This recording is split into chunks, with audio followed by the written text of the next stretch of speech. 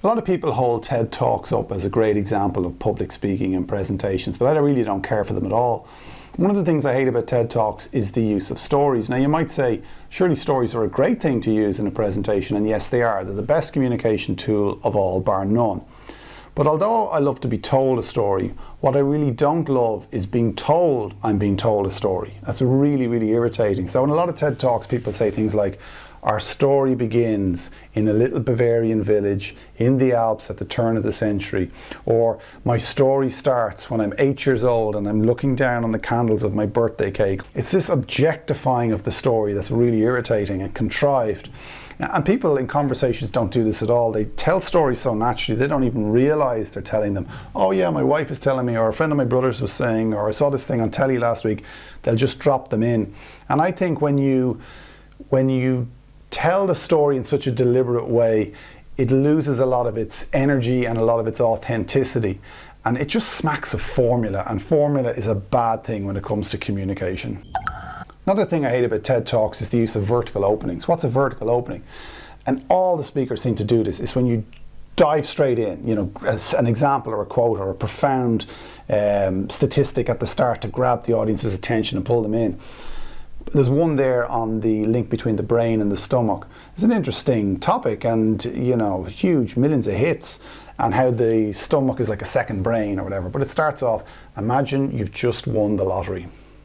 And everyone kind of goes, imagines that, and there's imagine you've just had sex. Well done. Imagine you've just eaten a piece of chocolate cake.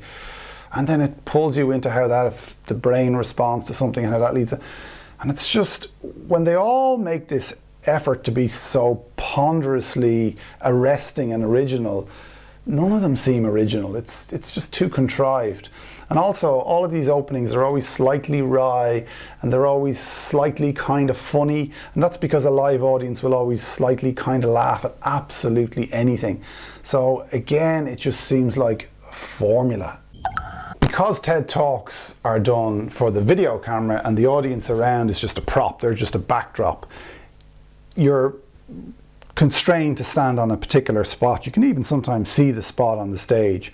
So you get all the speakers, they all seem to have like nice sort of formal but not too stuffy shirt, a bit like this, you know, sort of reasonably well dressed, and they have their little earpiece and they have their clicker in their hand, and they sort of move a little bit this way and they make some points, and they move a little bit this way and they tell you their story, and they tell you they're telling you their story and where their story starts.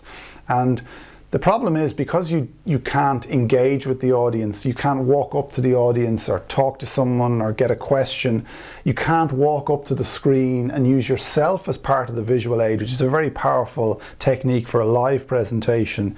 It means you're stuck in this little virtual spot where you tell your story to the audience, and it just looks desperately wooden. Another thing I hate about TED Talks, coupled with the last point, is this lack of connection with the audience.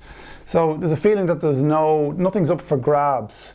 There's none of these Bruce Forsyth-like moments of connection or surprise. There's no feeling of liveness. There's no spontaneity.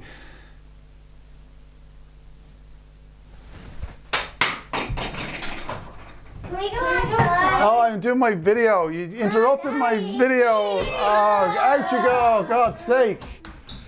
Yeah. Do you want to do it again? The last reason I hate TED Talks is because everyone else loves them. I bet you like TED Talks. I bet you most people do. And in fairness, some of the talks I looked at before doing this video were quite good in many ways and quite interesting. But what I would say is, if you're given a live presentation, don't do it like a TED Talk. It's not a performance. You're not on stage. And it's insulting to the audience to ignore them in the way that you have to when you're speaking to the camera and the audience is just a prop.